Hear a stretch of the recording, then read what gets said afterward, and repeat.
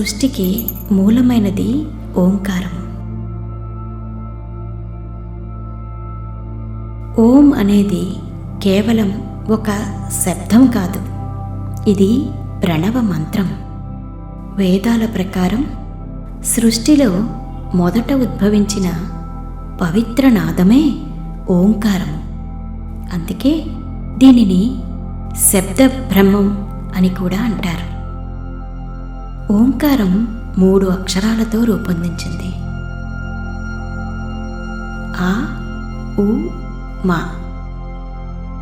ఈ 3 అక్షరాల కలయికే ఓంకారం. ఆ అనేది సృష్టికి ప్రతీక. ఇది బ్రహ్మదేవుణ్ణి సూచిస్తుంది. ఉ అనేది స్థితికి ప్రతీక. ఇది శ్రీ మహావిష్ణువుని సూచిస్తుంది.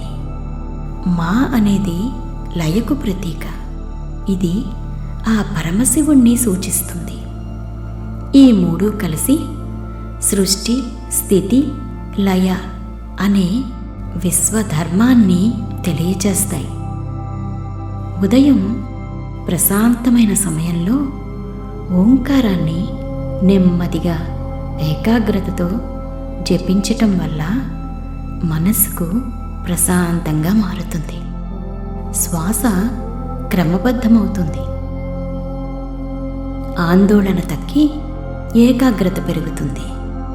శరీరంలో సానుకూల స్పందనలు కలుగుతాయని యోగా మరియు ధ్యాన సాంప్రదాయాలు చెబుతున్నాయి.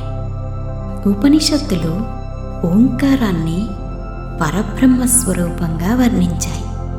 అందుకే చాలా మంత్రాలు ప్రారంభంలో మరియు ముగింపులో ఓం అనే పవిత్ర నాదాన్ని ఉచ్చరిస్తారు. మన అష్టోత్తరాలు, శతనామావళులు కూడా ఓంతోనే ప్రారంభమవుతాయి.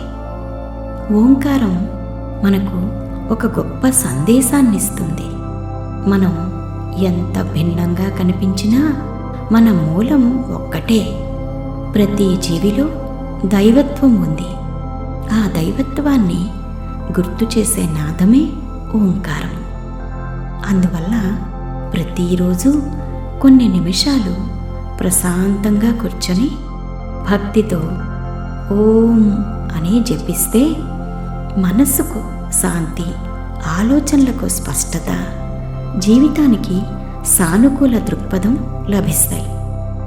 ఓంకారం కేవలం ఒక శబ్దం కాదు, అది సృష్టికి మూలం, ఆధ్యాత్మికతకు ద్వారం, మన అంతరంగాన్ని మేలుకొలిపే దివ్యనాదం.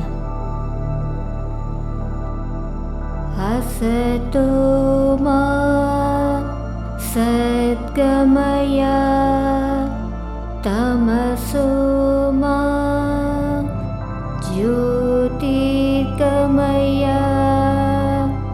मृत्योर्मा अमृतंगमय। ॐ शान्ति शान्ति शान्ति।